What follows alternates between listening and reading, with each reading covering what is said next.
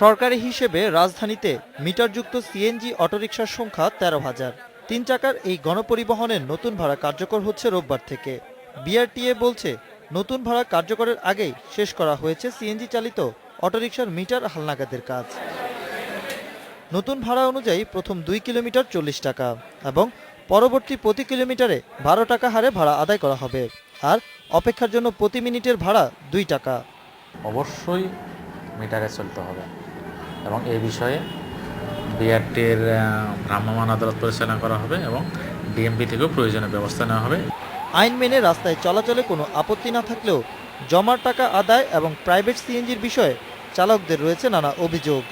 গাড়ি 2 শিফটে চলে, মিটারও 2 শিফটে চালাইব, যে যে জিনিস খাইয়েছে সেই জিনিস ছাড়তে পারবো না। বর্তমানে একটা গাড়ির পিছিয়ে 3টা করে ড্রাইভার, কিন্তু বর্তমানে আমি যদি এক শিফটে গাড়ি চালাই তা 8 ড্রাইভার না খাইয়ে মরবো।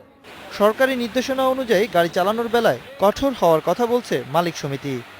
900 টাকা জমার বেশি মালিকরা নেবে এবং চালকরা যারা মিটার ইউজ করবে না তাদের বিরুদ্ধে সরকারকে এই আইন মানার জন্য সার্বিক সহযোগিতা করবে। অনিয়ম দুর্নীতি অনেক হয়েছে, মালিকও করছে চালকও করছে, কেউ সাধু না। মালিক যদি অন্যায় করে মালিককে শাস্তি দেওয়া হবে এবং চালক অন্যায় করলে সরাসরি রাস্তায় ভ্রাম্যমাণ আদালত তার বিচারের ব্যবস্থা করবে।